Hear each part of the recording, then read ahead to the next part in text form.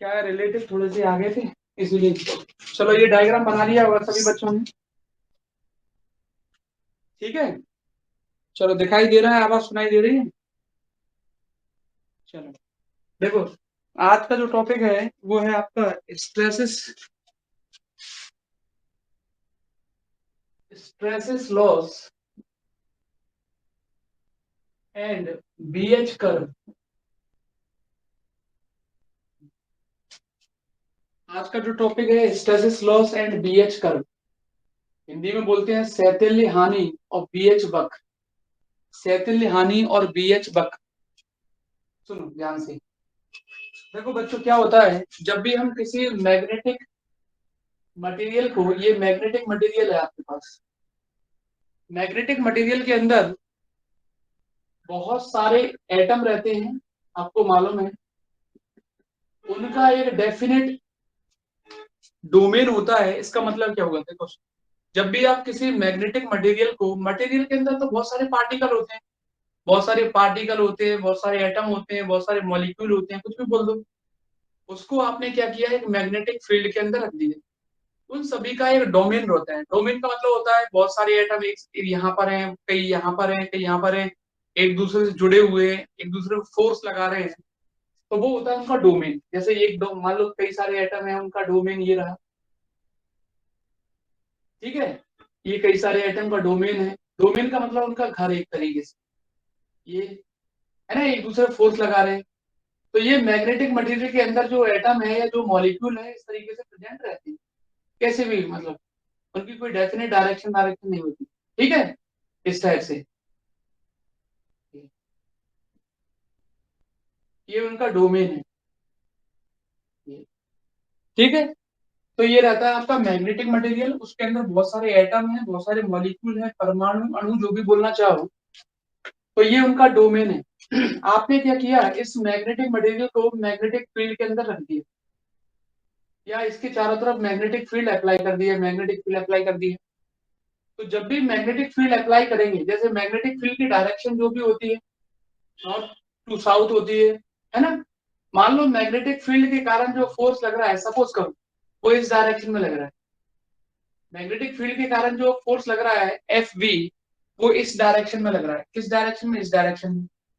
तो बच्चों, magnetic field के कारण जो फोर्स लग रहा है, जितने भी इसके अंदर मॉलिक्यूल हैं, जितने भी इसके अंदर पार्टिकल है, उन सभी पर वो कहाँ लग रहा है, इस डायरेक्शन में। तो सारे के सारे एटम जो हैं, जो प्रेजेंट है डोमेन के अंदर, उनकी डायरेक्शन भी यही हो जाएगी। बोलो, सारे के सारे एटम जो रहेंगे उन सभी की डायरेक्शन यही हो जाएगी। अब मैं ये नहीं बना रहा पूरा, डायरेक्ट समझा देता हूँ ये।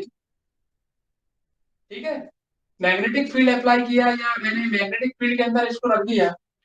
जब भी हम इस मैग्नेटिक मटेरियल को मैग्नेटिक फील्ड के अंदर रखते हैं, तो इसके अंदर प्रेजेंट पार्टिकल, मॉलिक्यूल, एटम जो भी रहते हैं, जो कि अलग अलग डोमेन में प्रेजेंट रहते हैं। अलग अलग डोमेन का मतलब होता है सभी एक दूसरे फोर्स लगा रहे हैं। कई सारे एटम यहाँ होंगे, ये इन पर फोर्स लगा रहा होगा, इस टाइप से। तो जब आप इसको मैग्नेटिक फील्ड के अंदर रखते हैं, तो मैग्नेटिक फील्ड के अंदर रखने पर सारे के सारे डोमेन मैग्नेटिक फोर्स की डायरेक्शन में अलाइन हो जाएंगे, या मैग्नेटिक फील्ड की डायरेक्शन में अलाइन हो जाएंगे, एक ही बात है। जैसे भी आप बोलना चाहो, जो डायरेक्शन मैंने ये वाली ले ली आसानी से समझाने के लिए। मान लो फोर्स जो लग रहा है इन पर, वो इस डायरेक्शन में लग रहा है, मान लिया ये हमने।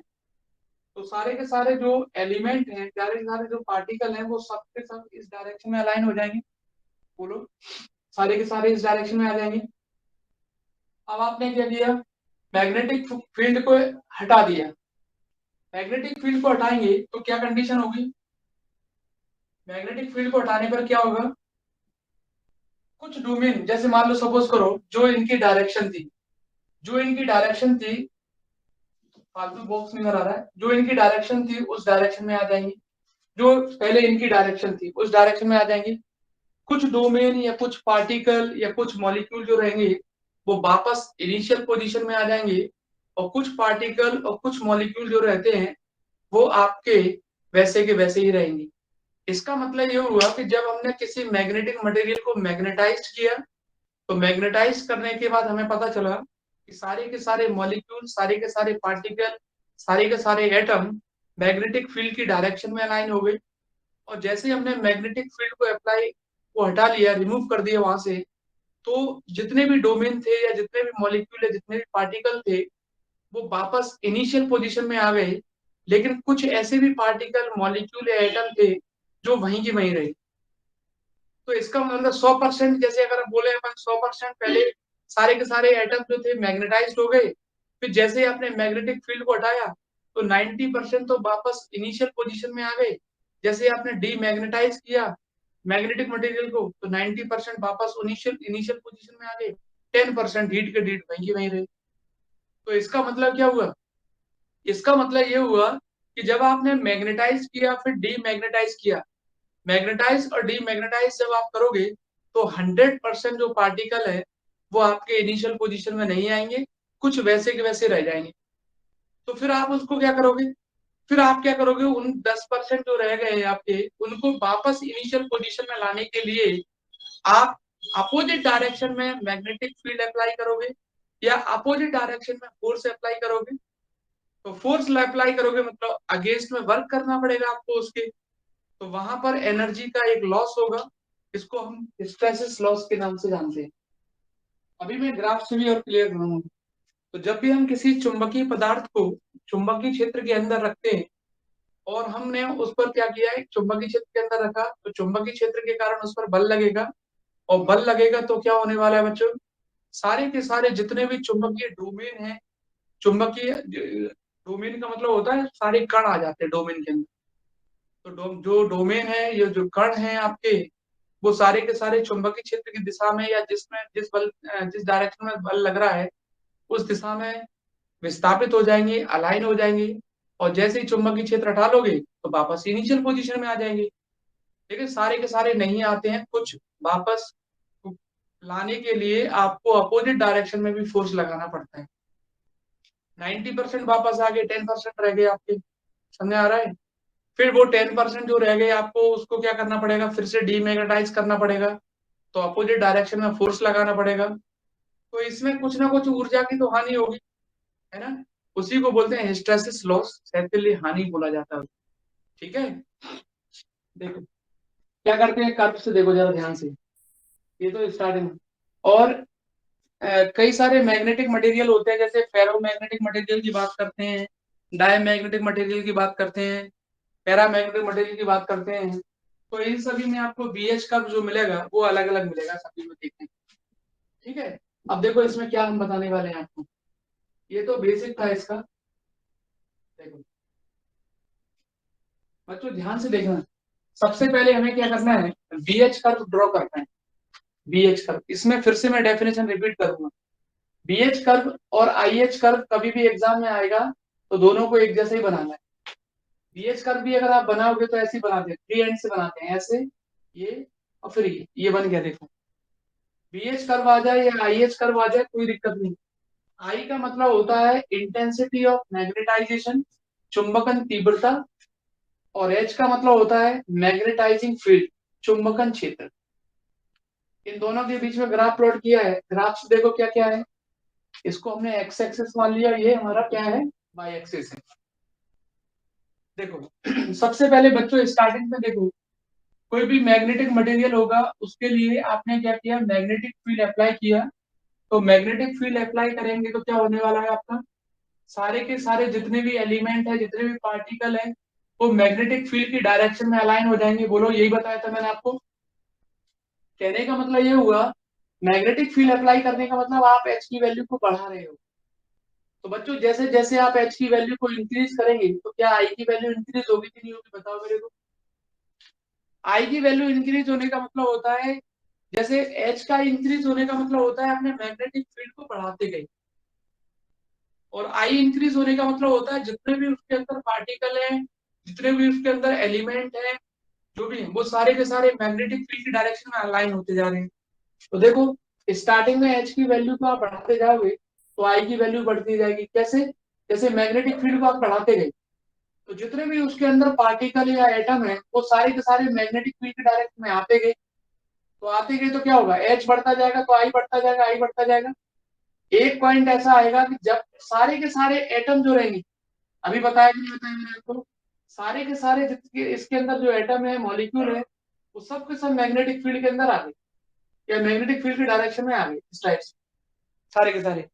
अब मान लो आपने एच की वैल्यू को फिर बढ़ाया, तो क्या कोई ऐसा है जो मैग्नेटिक फील्ड के डायरेक्शन में आने के लिए बचा है? नहीं बचा है, सारे के सारे के तो आ गए। समझ में आ रहा है कि नहीं आ रहा है? एच की वैल्यू को जैसे ही आपने बढ़ाया, समझो जैसे पहले दो मैग्नेटिक फील्ड के डायरेक्शन में आए, फिर दो और आए, धीरे धीरे एच बढ़ाते गए, आई बढ़ता गया।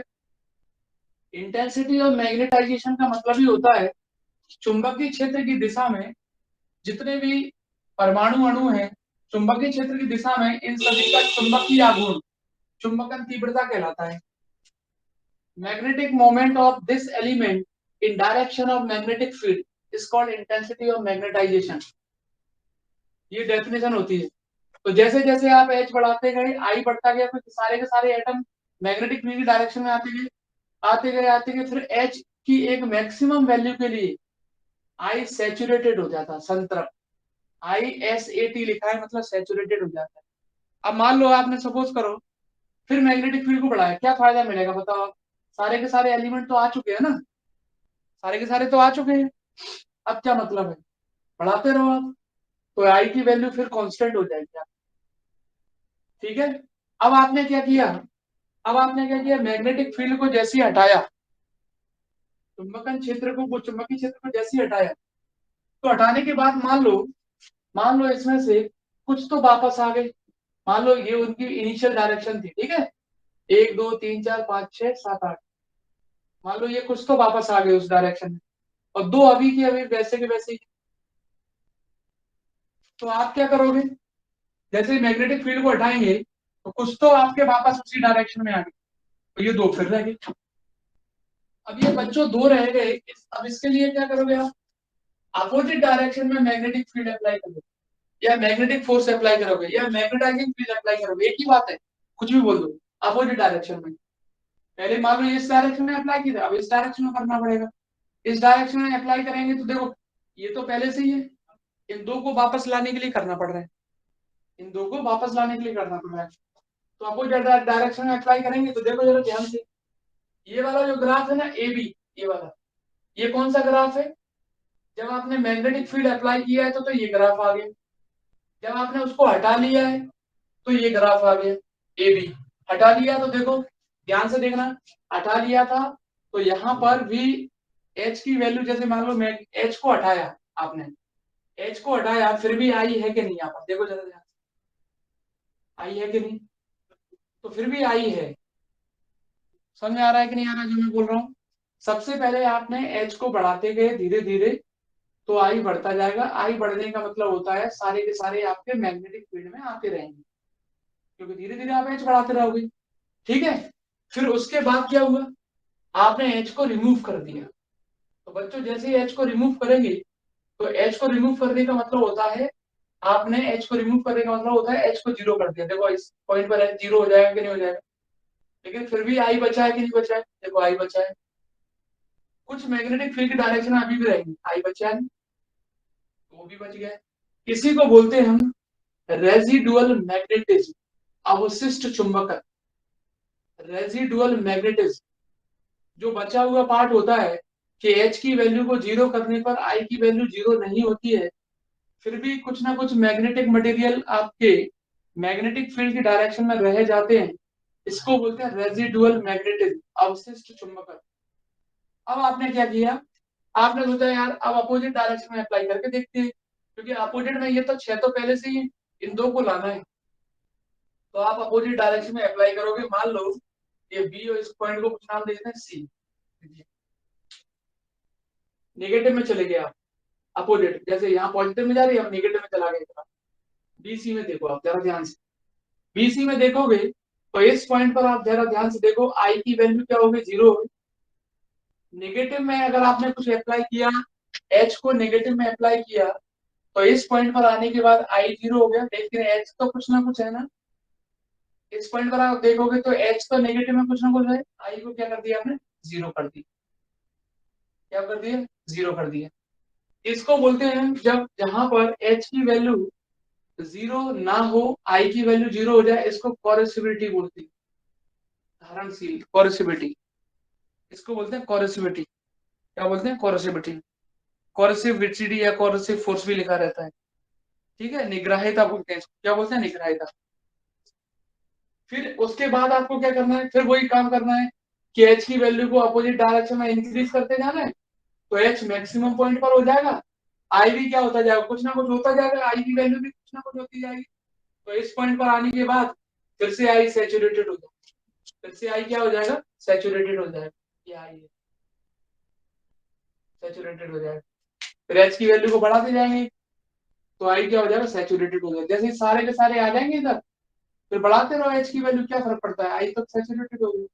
फिर आपको ये वापस रिपीट कर मिल जाएगा, कंप्लीट कर करके मिल जाएगा, वही प्रोसेस को वापस रिपीट करते रहेंगे तो ये कर मिल जाएगा। बता, कोई दिक्कत है क्या? एक बार फिर बताऊं, केवल डेफिनेशन डेफिनेशन आपको याद रखना है, वो सुन लो जरा ध्यान से। सबसे पहले स्टार्टिंग में क्या लिखना है? जैसे जैसे हम एच की वैल्यू को इंक्रीज करते हैं, आई की वैल्यू इंक्रीज होती है। एक पॉइंट ऐसा आता है जिसके बाद हम एच की वैल्यू को कितना भी इंक्रीज कर दें, आई की वैल्यू कांस्टेंट हो जाती है या सैचुरेटेड हो जाती है। इस पॉइंट को हम बोलते हैं, यहाँ पर एच की वैल्यू मैक्सिमम हो जाती है और आई क्या हो जाता है? सैचुरेटेड हो जाता है। आई क्या हो जाता है? संतृप्त हो जाता है। ठीक है। इसके बाद इस पॉइंट पर आने के बाद सारे के सारे जितने भी एलिमेंट इसके अंदर हैं, वो मैग्नेटिक फील्ड की डायरेक्शन में चुंबकीय क्षेत्र की दिशा में अलाइन हो चुके होते हैं।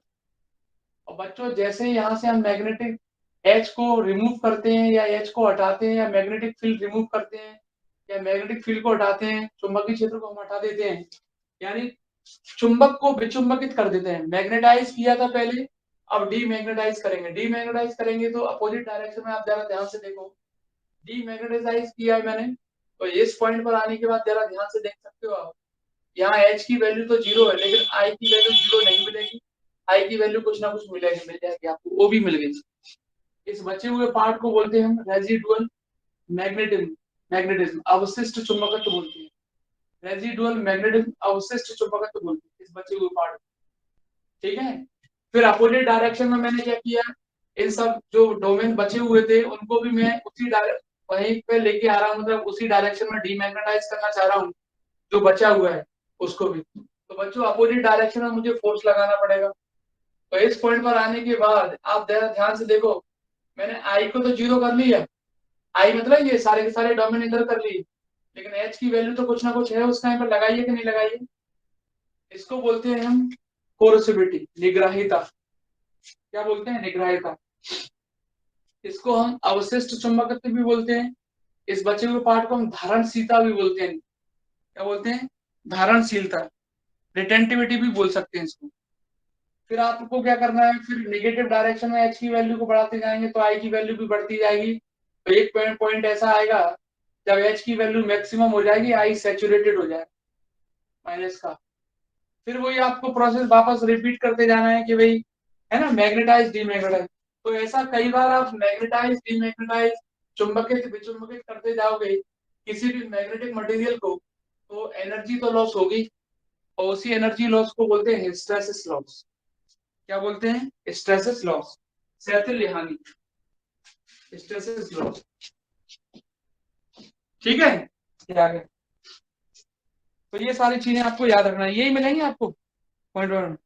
अब इसके लिए डेरिवेशन देख लो।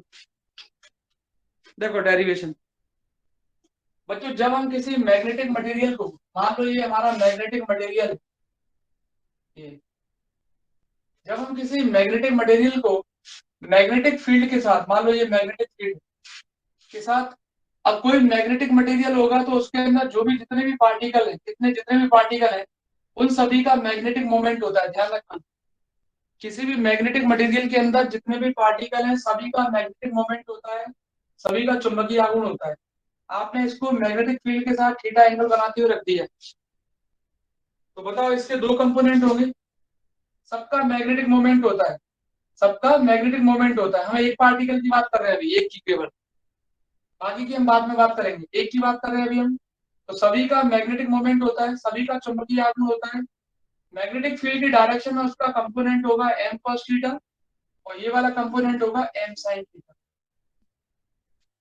किसी भी मैग्नेटिक मटेरियल को जब मैग्नेटिक फील्ड के साथ थीटा एंगल बनाते हुए रखा जाता है, तो उस मैग्नेटिक मटेरियल के अंदर प्रेजेंट जितने भी पार्टिकल है, जितने भी मॉलिक्यूल है, सबका एक मैग्नेटिक मोमेंट होता है। और मैग्नेटिक मोमेंट के दो कंपोनेंट होंगे, क्योंकि this is a vector quantity. एक मैग्नेटिक फील्ड के साथ एम cos थीटा और एक उसके परपेंडिकुलर एम sin थीटा। जब भी हम किसी चुंबकीय मटेरियल को, चुंबकीय पदार्थ को, जब भी हम किसी चुंबकीय पदार्थ को चुंबकीय क्षेत्र के साथ थीटा कोण बनाते हुए रखते हैं, और थीटा कोण बनाते हुए ही रखना है आपको, क्योंकि एक्सप्रेशन निकालने जा रहे हो अब आप। थीटा कोण बनाते हुए रखते हैं, तो इस चुंबकीय पदार्थ के अंदर उपस्थित जितने भी कण हैं, सबका चुंबकीय आघूर्ण होता है। और चुंबकीय आघूर्ण सदिश राशि है, इसीलिए इसके दो घटक होंगे, एक तो cos थीटा और एक आपका sin थीटा। एक cos थीटा, एक आपका sin theta, m cos theta m sin theta. ठीक है, अब मैं इसको क्या बोलने वाला हूँ, मैं क्या बोलने वाला हूँ इसको, देखो जरा ध्यान से। इसको मिटा देता हूँ, इस पूरे डायग्राम को। देखो जरा ध्यान से, क्या लिखेंगे, m cos theta m sin theta. तो बच्चों, ये डेफिनेशन आपको मैंने भेजी भी थी और लिखवाई थी कि मैग्नेटिक फील्ड की डायरेक्शन में मैग्नेटिक मोमेंट का जो कंपोनेंट होता है, उसी को हम इंटेंसिटी ऑफ मैग्नेटाइजेशन भी बोलते हैं। चुंबकीय क्षेत्र की दिशा में चुंबकीय आघूर्ण का घटक चुंबकन तीव्रता कहलाता है। चुंबकीय क्षेत्र की दिशा में चुंबकीय आघूर्ण का घटक चुंबकन तीव्रता कहलाता है। ये तो एक के लिए हुआ, एक पार्टिकल के लिए। आपको तो पता है कि उसके अंदर कितने पार्टिकल है, एन है। ये लिख दिया, समीशन लगा दिया, एन पार्टिकल है, समीशन लगा दिया। एन की वैल्यू 1 से लेकर एन तक है, कोई दिक्कत तो नहीं इसमें। और समेशन एम साइन थीटा ये 0 के बराबर होगा, क्योंकि ये कुछ नहीं होता है, ये कुछ नहीं होता है, इसको भले ही आप लिखो या ना लिखो, कोई फर्क नहीं पड़ता। चुंबकीय क्षेत्र की दिशा में चुंबकीय आघूर्ण का जो घटक था, उसी को चुंबकन तीव्रता आई कहते हैं। The component of magnetic moment in direction of magnetic field is called I. I मतलब इंटेंसिटी ऑफ मैग्नेटाइजेशन। नहीं होता, ये आपकी मर्जी है, लिखना है। डिफरेंशियल करो जरा इसका, डी आई बराबर समेशन है, एम तो कांस्टेंट रहेगा, cos थीटा का डिफरेंशियल होगा। cos थीटा कुछ भी हो सकता है ना, थीटा कुछ भी हो सकता है। cos थीटा का होगा माइनस साइन थीटा, तो माइनस यहाँ लगा देते हैं, माइनस यहाँ लगा देते हैं, माइनस एम साइन थीटा और थीटा का डी। डिफरेंशियल किया, एम तो वैसे रहेगा cos थीटा का माइनस साइन थीटा और थीटा का डी थीटा। बताओ कोई दिक्कत है क्या? केवल इससे मतलब है, इससे तो मतलब ही नहीं है, इसको भले ही आपकी मर्जी है लिखना लिखो, डिफरेंशियल करने के बाद कोई दिक्कत तो नहीं इसमें। उसके बाद आपको निकालना वर्क डन। अच्छा, वीडियो क्लियर नहीं आ रही क्या?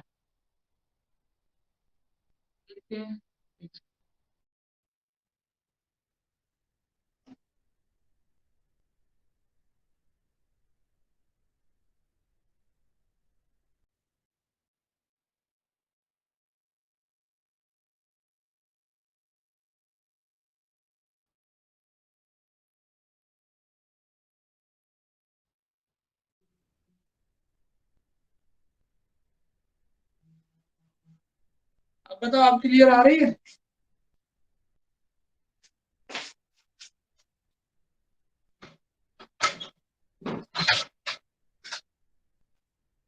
आप सही है क्या?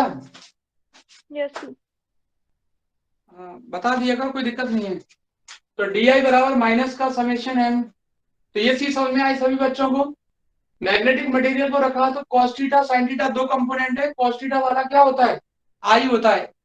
ये डेफिनेशन आप पढ़ लेना, उसमें लिखा हुआ है। ठीक है, अब आपको वर्क निकालना है। तो बच्चों, वर्क का फॉर्मूला क्या होता है? आपको मालूम है, किसी डाइपोल को अगर हम मैग्नेटिक फील्ड के अंदर रखते हैं, तो वहां पर कितना टॉर्क लगता है, बताओ कितना टॉर्क लगता है?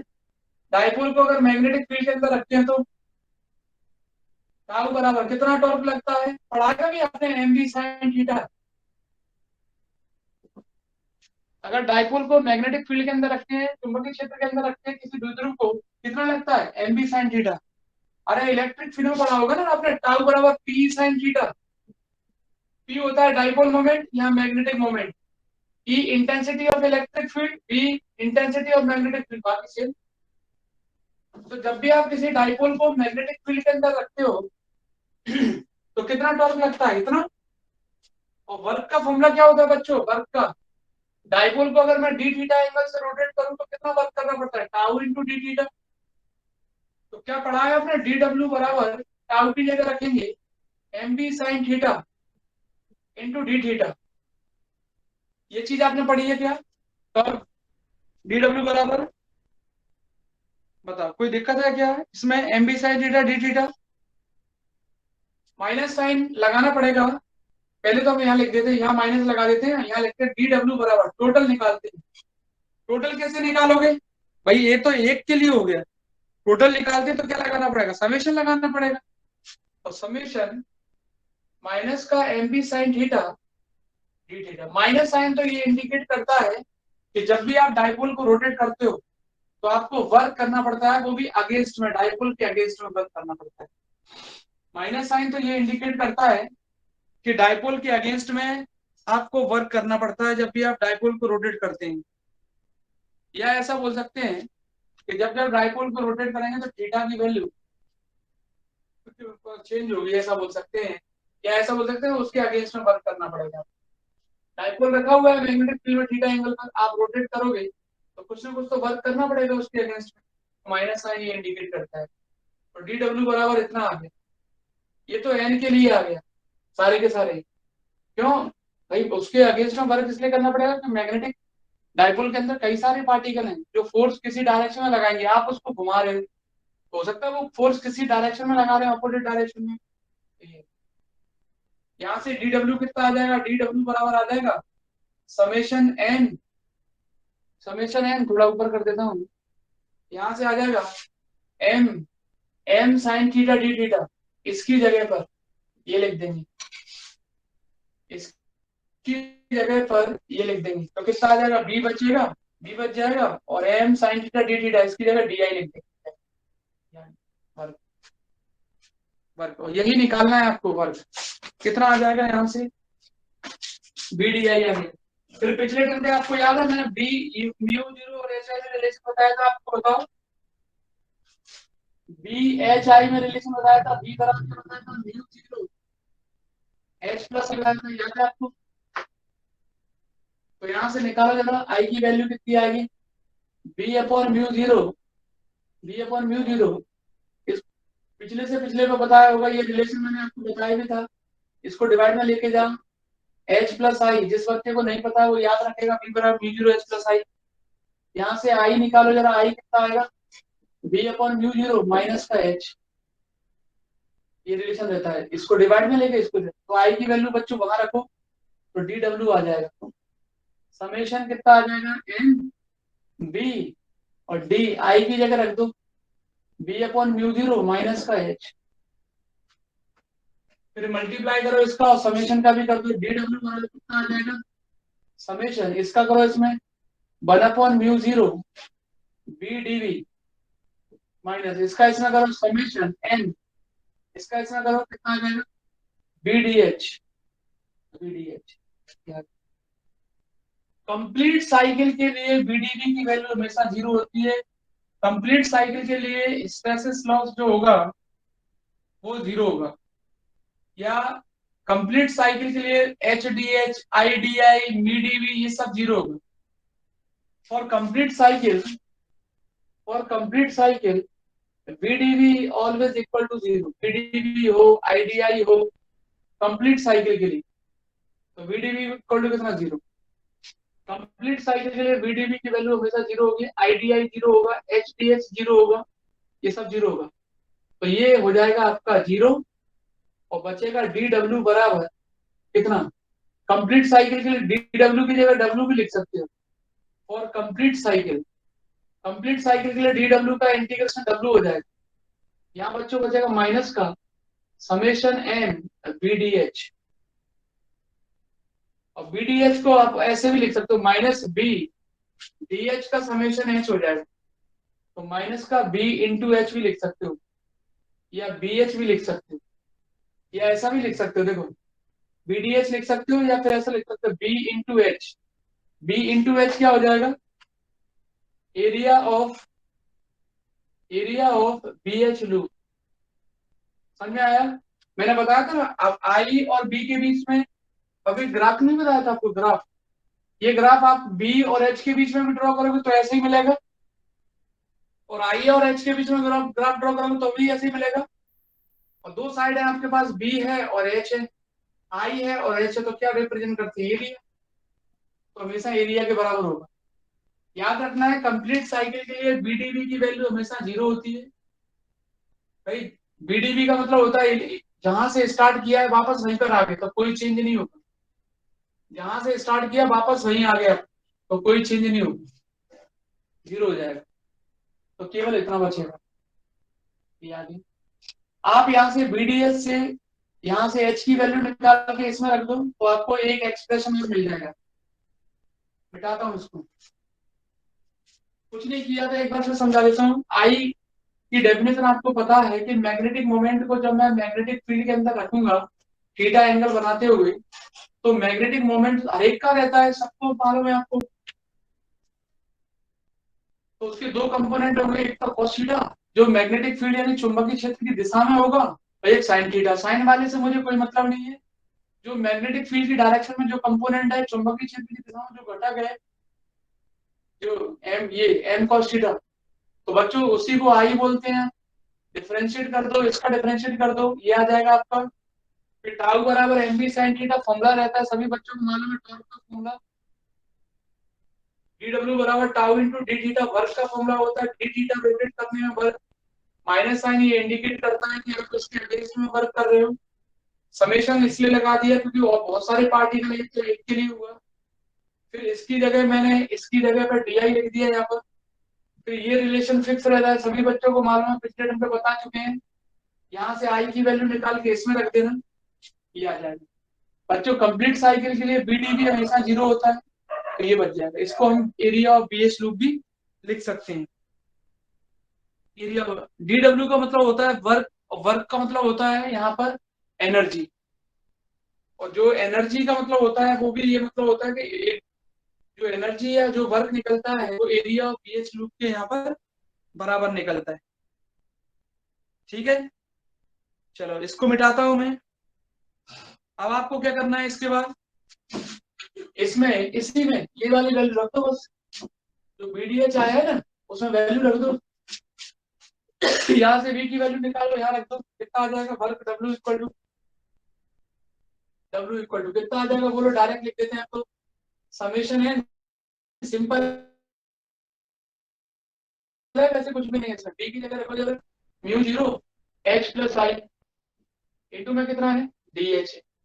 तो बच्चों W बराबर कितना आ जाएगा? माइनस, देखो मल्टीप्लाई करो जरा, इसका अलग अलग करो, माइनस तो बाहर निकाल देता हूँ मैं।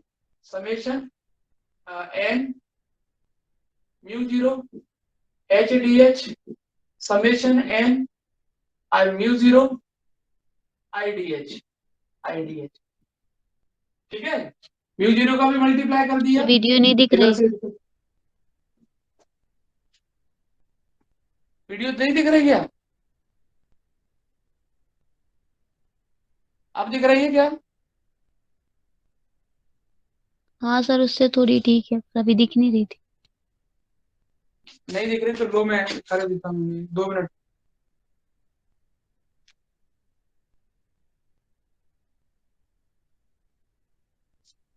ये आज पता नहीं क्या दिक्कत आ रही है।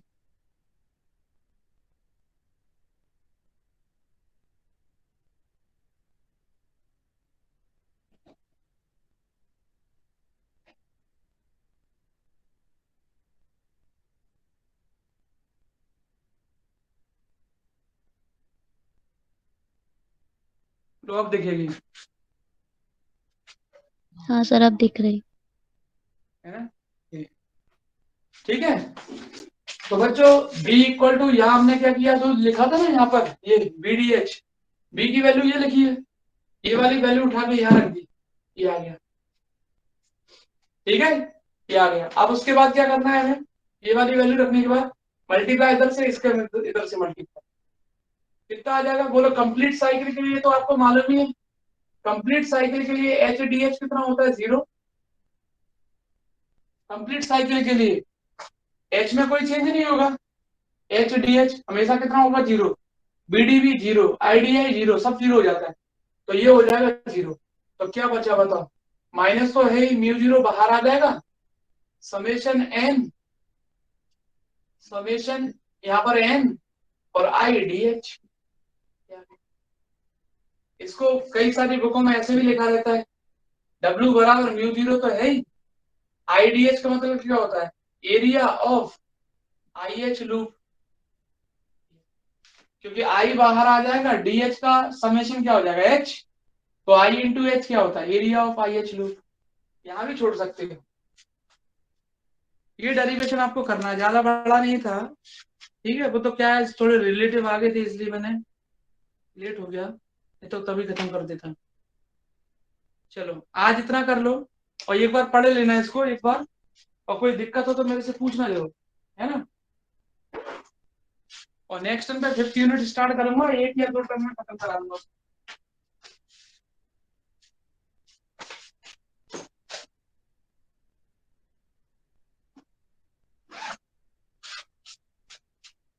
और जिन बच्चों की फीस कंप्लीट जमा नहीं है, वो बच्चे कंप्लीट जमा करवाएं फीस।